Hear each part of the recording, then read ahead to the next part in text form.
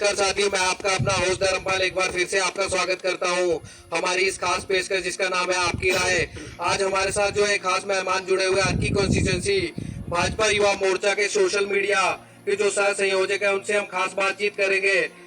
उससे पहले मैं आपको एक चेतावनी देना चाहूंगा कि हमारा ये जो चैनल है जिसका मुख्य उद्देश्य सड़क से लेकर संसद तक का कोई भी मुद्दा जिसमें लोगों को जो है कोई भी समस्या आ रही है उसको जो है सरकार तक पहुंचाना है। हमारे चैनल का कोई भी इस तरह का उद्देश्य नहीं है कि समाज में जिससे अस्थिरता या अव्यवस्था फैले। मैं अपना जो हमारे आज के मुख्य मेहमान है उनसे आपका तारुफ करवाऊं। श्री संजीव कुमार जी जो युवा मोर्चा के सोशल मीडिया प्रभारी है, बहुत बहुत स्वागत करता हूं संजीव जी हमारे इस खास शो में जिसका नाम है आपकी राय। मैं सबसे पहले चाहूंगा कि आप जो है हमारे दर्शकों को अपने बारे में संक्षेप में कुछ बताएं। धन्यवाद धर्मपाल जी। सबसे पहले तो मैं आपके चैनल आपकी राय के माध्यम से आपका बहुत बहुत धन्यवाद करता हूं और बहुत बहुत आभारी हूं कि आपने हमारे जैसे एक साधारण व्यक्ति को बोलने का मौका दिया और आवाज़ जो भी हमारी यहाँ की समस्या है उनको हमारे माध्यम से आपने जानना चाहा और हमारे क्षेत्र में आपने यहाँ शुरुआत की, यह बहुत ही हमारे लिए गर्व की बात है। मैं संजीव कुमार अर्की भाजपा युवा मोर्चा में मीडिया प्रभारी हूँ और सोशल मीडिया संयोजक के नाते भी मुझे दायित्व मिला है। मैं अर्की कॉन्स्टिट्यूंसी के विकास जो पिछले विकास कार्य हुआ है उनके बारे में आपसे चर्चा करना चाहूंगा कि पिछला जो भी टाइम रहा पिछले 5 सालों में, जैसे अर्की में तो दूसरे दल की जो है एमएलए हमारे यहाँ पे है, लेकिन जो सरकार राज्य में बैठी हुई है और बीजेपी की सरकार है, तो मैं जानना चाहूंगा कि पिछले 5 वर्षों में किस किस तरह के विकास कार्य आपने अर्की कॉन्स्टिट्यूंसी के लिए करे और हमारी जो पंचायत पड़ती है लगता घाट में वहाँ पे किस किस तरह के कार्य आपने करे हैं। धर्मपाल जी, मैं आपको बताना चाहूँगा कि अर्की विधानसभा क्षेत्र में 2017 के बाद से अभी तक विधायक नहीं है, उसके बावजूद भी प्रदेश भाजपा उपाध्यक्ष विधायक तो है लेकिन दूसरे दल का हमारे दल का विधायक नहीं है, भाजपा का विधायक नहीं है, उसके बावजूद भी प्रदेश भाजपा उपाध्यक्ष श्री रतन सिंह पाल जी व अर्की भाजपा नेता ने काफ़ी हर संभव प्रयास किया हमारे यहाँ डेवलपमेंट के लिए। जैसे कि हमारे यहाँ लोहार घाट में पीएससी से सीएससी बना दिया और हमारे जयनगर में पीडब्ल्यूडी सब डिवीज़न की घोषणा हुई और अभी नोटिफिकेशन भी हो गया है। हमारे यहाँ स्कूलों में जहाँ भी कहीं स्टाफ की कमी रही उनकी तरफ से पूरा सहयोग मिला, सड़कों का हर संभव से उनका तरफ से सहयोग मिला और प्रदेश सरकार की तरफ से भी हर संभव सहयोग मिल रहा है। पीएससी से जो सीएससी आपने करवाई उसकी आपने बात करी, तो उसमें सुनने में आया था कि कुछ लोग उससे नाराज चले हुए थे कि केंद्र बिंदु जो पढ़ रहा था जयनगर पढ़ रहा था, फिर लोहार घाट कैसे सुनिश्चित किया गया कि वहाँ पे जो है उसको जो अपग्रेड किया जाए।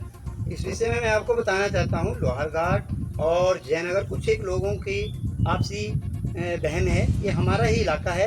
और रही बात केंद्र बिंदु की बात कर रहा हूँ, केंद्र बिंदु तो जयनगर पड़ता है, केंद्र बिंदु जयनगर पड़ता है धर्मपाल जी, लेकिन जो लोहार घाट में पीएससी थी वो पहले से बनी है, इसलिए पीएससी को सीएससी बनाया जा सकता है, इसलिए यहाँ पर हमारे ऐसा कोई अभी है नहीं, पीएससी नहीं बनी। तो हमारी पंचायत में अभी जो लोग हमारी पंचायत के लोग हैं उनको तो बहुत समस्या का सामना करना पड़ रहा है क्योंकि हमारे यहाँ पे तो पीएचसी भी नहीं है।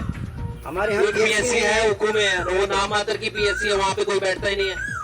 वहाँ पे बैठते हैं, वहाँ अभी नहीं, आपने शायद पता नहीं किया होगा, वहाँ पे स्टाफ की बिल्कुल कमी है ही नहीं, स्टाफ ही नहीं है। वहाँ पे धर्मपाल जी मीनाक्षी जी है जो वहाँ नर्स है अभी फिलहाल, और हमारे लोग अगर चाहेंगे तो आने वाले समय में भाजपा का बढ़ चढ़ कर सपोर्ट करो और हम पूरा प्रयास करेंगे, भाजपा पूरा प्रयास करेगी कि हमारे इलाके में भी पीएससी का। अच्छा, रोडों की आपने बात करी, जैसे रोडों की व्यवस्था अच्छी करी, रोड तो टूटे पड़े हैं सारे, आपने देखा होगा हमारे रोड जो है इसका बुरा हाल है। आपको बताना चाहूंगा हमारे इस रोड में जयनगर से लेके पंजल तक लगभग ठीक है, आगे का थोड़ा सा एरिया खराब है, इस बारे में भी संज्ञान में है हमारे नेताओं के, लेकिन थोड़ी सी दिक्कत ये आ रही है कि अभी हमारा जब नेता ही नहीं है भाजपा का, तो हम सरकार तो आपकी है ना, देखो सरकार हमारी है, राज्य में सरकार तो आपकी सरकार काम कर रही है, लेकिन काम तो कर रही दिख नहीं रहा है लोगों को। मैं धर्मपाल ये भी कहना चाहूंगा, आप हमारे कांग्रेस के विधायक से भी पूछिए, उन्होंने भी जरूर पूछेंगे, उन्होंने इस इलाके में क्या किया। आप लोहार घाट से देखिए जयनगर तक, यहाँ पे बिल्कुल तारकोल पड़ा हुआ है, हमारा रोड बिल्कुल सही है। और यहाँ से जयनगर से लेके उक्कू तक बीच में पैच पड़े हैं और आगे थोड़ा नहीं, जब से ये रोड की देखिए, जब से ये पक्का रोड हुआ था हमारे वाला जो रोड है, उसके बाद इसमें पैचेज ही लग रहे हैं। हाँ। दूसरी बार इसमें कोई भी टायरिंग नहीं हुई, क्यों नहीं हुई? टायरिंग का किसी कारणवश यह सुनने में आया था, हमारी बात भी हुई थी, किसी कारणवश ये कैंसिल हो गया था। अभी इसमें पैच डाले जा रहे हैं। अच्छा, मेरा जो अगला प्रश्न है आपसे, जैसे आपने बोला कि बहुत काम हमने करवाए हैं और कांग्रेस से पूछना चाहिए कि उन्होंने हमने क्या नहीं करवाया करवाए हैं, भाजपा ने करवाए हैं। भाजपा सरकार ने, क्योंकि जी। भाजपा में आप हैं, तो मैं इसीलिए बोल रहा हूँ कि आपने करवाया, भाजपा सरकार ने करवाए हैं। तो कांग्रेस के टाइम में एक कॉलेज की घोषणा हुई थी जयनगर में, जी जी। जो पिछले 5 सालों से कॉलेज चल रहा है सीनियर सेकेंडरी स्कूल की बिल्डिंग में, तो उसकी बिल्डिंग आज तक क्यों नहीं बनी? उसके नाम जमीन कॉलेज के नाम क्यों नहीं हुई? इस विषय में मैं आपको बात बताना चाहता हूँ। इस विषय में हमारी ग्राम पंचायत पट्टा के प्रधान से भी बात हुई है और इस बात को मैंने सोशल मीडिया के माध्यम से भी और हमारे क्षेत्र के कई जागरूक लोगों ने, भाजपा के समर्थित कार्यकर्ताओं ने, इस बात में मैं आपको कहना चाहता हूं कि इसकी जो औपचारिकता बची है फॉरेस्ट विभाग में, लास्ट सिचुएशन में जो औपचारिकता बची है, बाकी सारी कंप्लीट हो चुकी है। 5 सालों से ग्राउंड पे तो कुछ भी नहीं दिख रहा है। अभी उनके वहाँ पे क्लास ही चल रही है बच्चों की। अब जब मान लीजिए जो बच्चे वहाँ से 5 सालों में कॉलेज पास आउट होकर के निकल गए, तो उनका तो कहीं ना कहीं खेल का मैदान उनके लिए नहीं, प्रॉपर बिल्डिंग उनके लिए नहीं, और मान लीजिए कोई लैब की व्यवस्था हो, तो वो तो कहीं ना कहीं उनका कैरियर तो फिर आगे निकल गया ना उससे। श्रीमान धर्मपाल जी, आप बिल्कुल सही कह रहे हैं, लेकिन ये सवाल जो आप हमसे कर रहे हैं, ये अर्की के वर्तमान विधायक से करने चाहिए। केंद्र और हम मानते राज्य हैं में सरकार आपकी चल रही है, राज्य में केंद्र में भी सरकार सरकार है, आपकी चल रही है, लेकिन क्षेत्रीय विधायक ना होने के बावजूद हम मजबूरन है, इस विषय को हम करने में असमर्थ है। फिर भी अर्की भाजपा नेता और अर्की का भाजपा संगठन पूरी तरह से तन मन से समर्पित है हमारे क्षेत्र में डेवलपमेंट करने के लिए, हमारे क्षेत्र के सुधार करने के लिए। मैं आपको कह रहा हूँ, आप किसी भी व्यक्ति से जानकारी ले सकते हैं। इसकी लास्ट सिचुएशन चली है, ये अपना जो है फॉरेस्ट विभाग के लास्ट स्तर पर काम चला हुआ। मेरी इस बारे में पट्टा पंचायत के प्रधान से मैंने बताया, बात हुई है। अच्छा, यहाँ के जो है आप मीडिया के प्रभारी भी हैं बीजेपी के, और यहाँ से भी एक सक्रिय कार्यकर्ता है। तो स्कूलों में हमारे, आपने देखा होगा सीनियर सेकेंडरी स्कूल में खाली पद चले हुए बहुत सारे। बिल्कुल बिल्कुल। उसके लिए क्या कर रहे हैं फिर आप? हम बताना चाहेंगे, राजकीय वरिष्ठ माध्यमिक विद्यालय लगदाघाट, यहाँ पर मुख्याध्यापक का सॉरी यहाँ पर प्रिंसिपल महोदया की पोस्ट खाली थी। तो आदरणीय श्री रतनपाल जी से मेरा खुद का भी बात हुई और हमारे वरिष्ठ कई कार्यकर्ताओं की भी बात हुई, और यहाँ पर प्रिंसिपल पोस्ट जैसे ही खाली हुई तो उसके बावजूद हमने जैसे उनको बताया, यहाँ प्रिंसिपल महोदया की जो रिक्वायरमेंट थी वो उन्होंने पूरी करी। नहीं, वो तो चलो ठीक है, प्रिंसिपल तो यहाँ पे आ चुके हैं, लेकिन और जो अन्य पद खाली चले हुए हैं। सुनिए जरा, उसके बावजूद यहाँ पर टीजीटी आर्ट्स की पोस्ट खाली थी, वो रतनपाल जी के माध्यम से भरी गई। और मिडिल स्कूल वहाँ पर बीएससी की पोस्ट खाली हुई।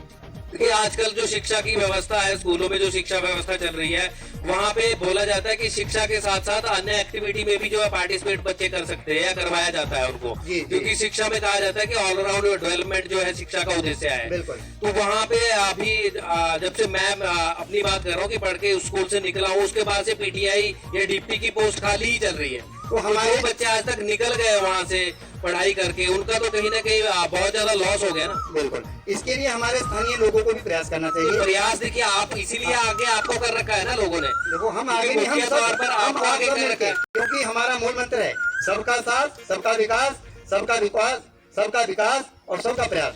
हम सभी लोग मिलकर चलेंगे। आप सभी लोगों से भी बात कीजिए, हम सभी मिलके चलेंगे और हम लोग प्रयास कर रहे हैं। लोग तो देखिए कहीं ना कहीं साथ में आपके जुड़े हुए। लोगों का जुड़ना तब तक होता है जब मान लीजिए इलेक्शन है, लोगों ने अपना मत आपको दे दिया, आपकी सरकार बनवा दी, उसके बाद तो आपका कार्य रहता है ना जो भी हमारी कमियां है। सरकार बिल्कुल बनी है, लेकिन हमारा विधायक नहीं है। हमें दुख इस बात का है, आज अगर हमारा विधायक होता तो अच्छा, जैसे रोकने काम होते। ठीक है, विधायक की आप बात कर रहे हैं, तो पिछले 2 चांसेस जो है की कॉन्स्टिट्यूंसी में हार के क्या कारण रहे? आप क्या मानते हैं कि जो 2 बारी से जो है कॉन्स्टिट्यूंसी में जो है बीजेपी हार रही है? पहला कारण तो मेरी समझ के अनुसार ये रहा कि हमारा विकास में कमी है या लोगों के साथ समन्वय अच्छा नहीं है आपका? लोगों के साथ समन्वय भी है हमारा, तो विकास की कमी करवा रहे हैं। फिर लोग क्यों नहीं आपको जो मत दे रहे? हमारे साथ जुड़ रहे हैं, ऐसा नहीं है कि लोग नहीं जुड़ रहे तो हैं। हार का कारण क्या मान रहे हैं? हार का कारण लगभग हमारा यह रहा कि पहले जो प्रत्याशी स्टार्टिंग में हमारे 2017 में थे श्री रतन सिंह पाल जी, वो पहले लोगों के बीच में एकदम से नए प्रत्याशी थे। उस वजह से श्रीमान पूर्व मुख्यमंत्री स्वर्गीय श्री वीरभद्र सिंह जी के मुकाबले में काफी छोटे प्रत्याशी थे। अभी उपचुनाव था, उपचुनाव में लोगों को थोड़ा महंगाई का मुद्दा जो था सोशल मीडिया के माध्यम से और इन कांग्रेस की लोगों ने ज्यादातर। नहीं, आप क्या मानते हैं महंगाई का मुद्दा नहीं है? महंगाई नहीं है, हम महंगाई तो महंगाई है। मानते हैं, महंगाई है, लेकिन जितना लोग कह रहे हैं उतनी भी नहीं है। नहीं, महंगाई तो बहुत है ना। 1000 का सिलेंडर जो है लोग भरवा रहे हैं, तो महंगाई तो है ना। 1000 कहाँ गाँव में बेचारे लोग मेहनत करके दिहाड़ी लगा के जो है पैसा कमाते हैं, उसके बाद 1000 का सिलेंडर भरवाएंगे। 100 के पार जो है पेट्रोल चला गया आपका, तो महंगाई का मुद्दा तो है कहीं ना जी, मैं आपको बताना चाहूंगा पिछले 2 वर्षों में कोरोना महामारी के कार्यकाल में भाजपा के लोगों ने, भाजपा के कार्यकर्ताओं ने, हमारे वरिष्ठ नेताओं ने, हमारी सरकार ने इतना सराहनीय प्रयास किया, इतना सराहनीय काम किया कि जन जन को भोजन पहुंचाने की व्यवस्था करी। और हमारी पंचायत क्षेत्र में देख लो, हमारे किसी भी क्षेत्र में देख लो, लोगों को हर सुविधा पहुंचाने का प्रयास किया है। नहीं, लोग जो कोरोना का वक्त चल रहा था, कोरोना का जो काल चल रहा था, उस टाइम पे जो है बहुत सारे लोग कह रहे थे कि किसी तरह की व्यवस्था नहीं है, ना तो उनको मास्क मिल रहे हैं, ना सैनिटाइजर। बिल्कुल झूठ है। मैं अपने क्षेत्र की बात बताना चाहता हूँ आपको। आप हमारे पंचायत के पूर्व प्रधान श्रीमती फूला जी से भी संपर्क कर सकते हैं, वर्तमान प्रधान श्रीमान प्रेम सागर जी से भी पूछ सकते हैं। हमारी पंचायत में भाजपा के कार्यकर्ताओं ने और कुछ हमारे जो समाजसेवी लोग थे, उन्होंने पूरा प्रयास किया और पंचायत में भी हमें पूरा सहयोग मिला और भाजपा की तरफ से भी मास्क मिले, ब्लॉक की तरफ से भी पूरा प्रयास रहा। हमारी पंचायत में कोई ऐसी बात नहीं है। आपके संज्ञान में आई तो बताइए। नहीं, हमारे संज्ञान में बिल्कुल आई थी। कुछ लोगों ने जो है इसके बारे में कहा था कि हम तक जो है सुविधा नहीं मिल पाई है, तो इसीलिए मेरा आपसे प्रश्न था। धर्मपाल जी, इस बारे में मैं आपको आश्वस्त कराना चाहता हूँ। मेरी खुद पंचायत सचिव महोदया से और पंचायत कार्यकारिणी के लोगों से समन्वय रहा है और उसमें हम भी लोगों के साथ तालमेल से पूरा उनका समर्थन और सहयोग कर रहे थे। हमारे यहाँ तो हर व्यक्ति को मास्क, सैनिटाइजर सब व्यवस्था हुई है। जब पिछले 5 सालों से जो है राज्य में आपकी सरकार चल रही है और जो हमारा क्षेत्र है जितना भी 10 से 15-20 किलोमीटर का दायरा होगा, तो आज तक ऐसा क्यों नहीं हुआ कि आपने कोई एक बड़ा प्रोग्राम यहाँ पे रखा हो, किसी बड़े स्तर के नेता को यहाँ पे बुलाया हो?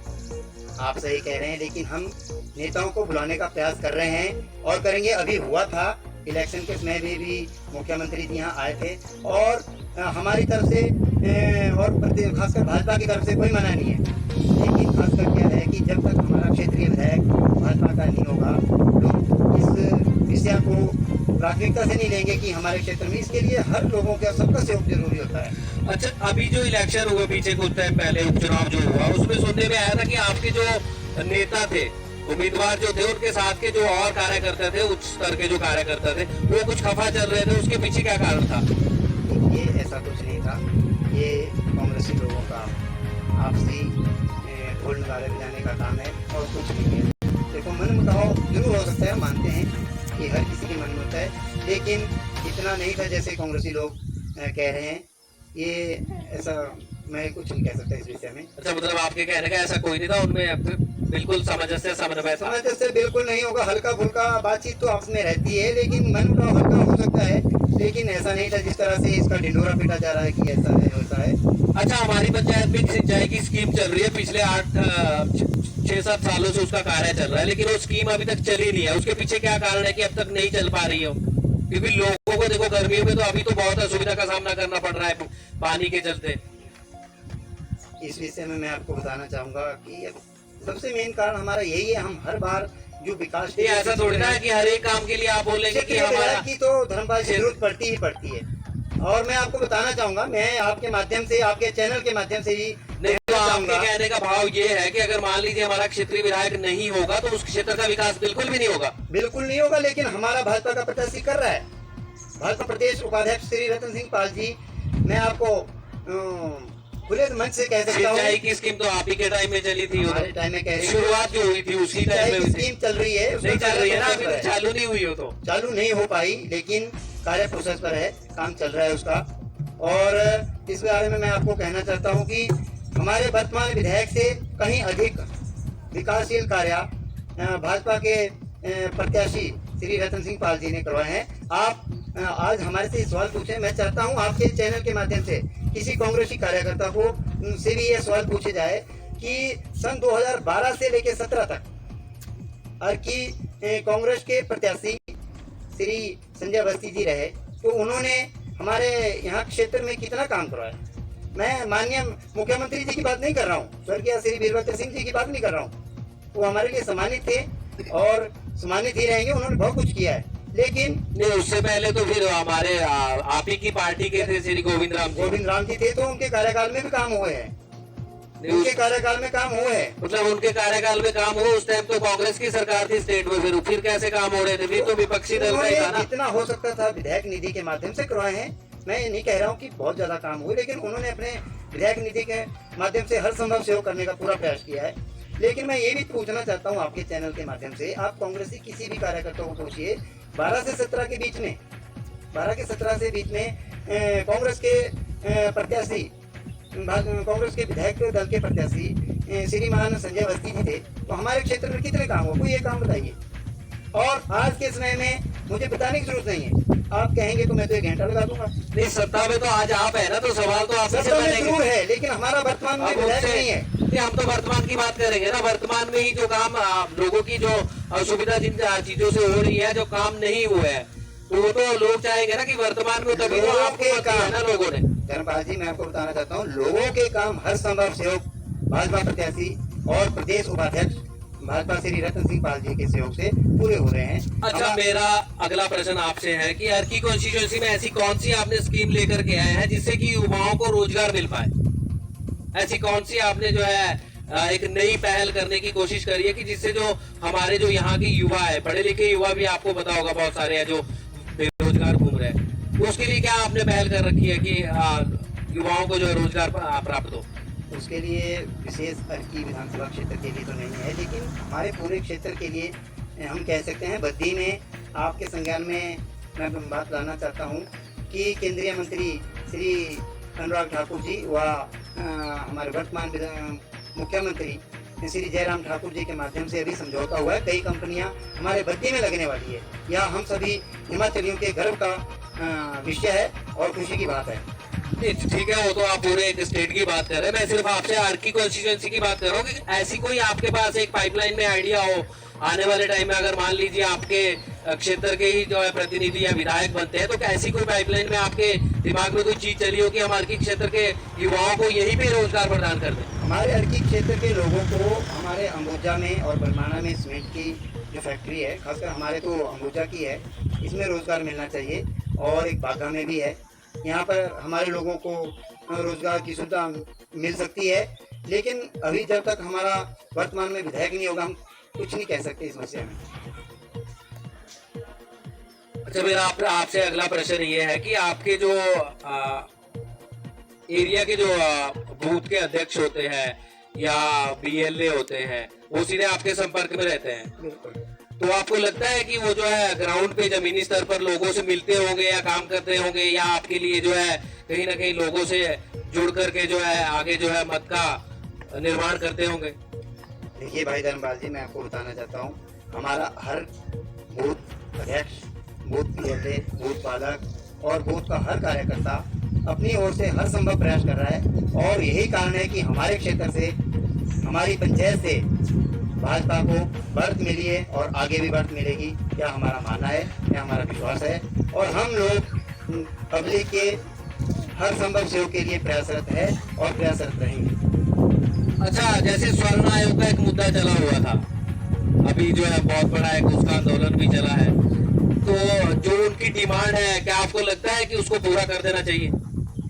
उस विषय में मैं आपको बात बताना चाहता हूँ कि उस विषय में माननीय मुख्यमंत्री जी ने कहा था कि आश्वासन दिया था, लेकिन हमारे कुछ स्वर्ण भाइयों को भी जल्दबाजी का हो या क्या हुआ, उस विषय में मैं स्पष्ट कुछ भी नहीं कह सकते इस विषय में। लेकिन सुनने में यहाँ आया कि उन्होंने आश्वासन दिया था और हमारे स्वर्ण भाई चाहते थे कि जल्द से जल्द लागू हो, या जल्द लागू नहीं हो पाया। लेकिन मेरा मानना है जिस तरीके से और ऐसी मोटे या जैसे और आयोगों का गठन हुआ, इस तरीके से आयोग का, स्वर्ण आयोग का गठन होना चाहिए। इसमें किसी भी प्रकार का कोई भी किसी के साथ किसी को साथ कोई हानि नहीं होने वाली है। इसमें हमारे बहुत से स्वार्थी लोग, मैं किसी दल का नाम नहीं लेना चाहूँगा, स्वार्थी लोग इसमें स्वार्थ की राजनीति कर रहे हैं और जानबूझकर भाजपा को ही टारगेट बनाते हैं। भाजपा का कोई इस प्रकार का मुद्दा नहीं है। भाजपा के लिए सभी एक समान है, स्वर्ण भी, एससी भी, ओबीसी भी, सभी एक समान है। अच्छा, जैसे मान लीजिए आप इसके पक्ष में है तो अभी उनका नहीं जो है, जो उनकी समस्या थी उसका समाधान नहीं हुआ, तो उन्होंने एक पार्टी का जो निर्माण कर लिया, आपको भी पता होगा शायद।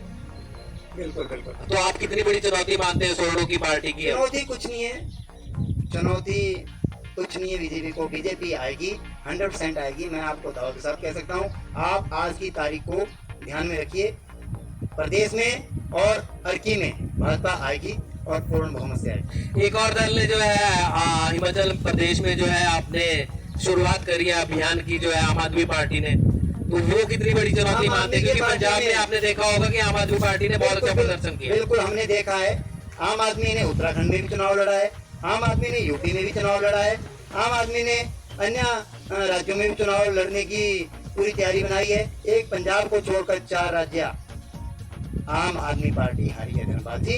4 राज्य आम आदमी पार्टी, एक राज्य जीतने पर बड़ा ढिंडोरा पीट रही है, हम जीते हैं, हम जीते हैं। मैं कहना चाहता हूँ 4 राज्यों में लड़े हैं और मैं आपको बताना चाहता हूँ उत्तराखंड में 70 विधानसभा क्षेत्रों में 70 सीटें और 70 की 70 में उनकी जमानत जब्त हुई है।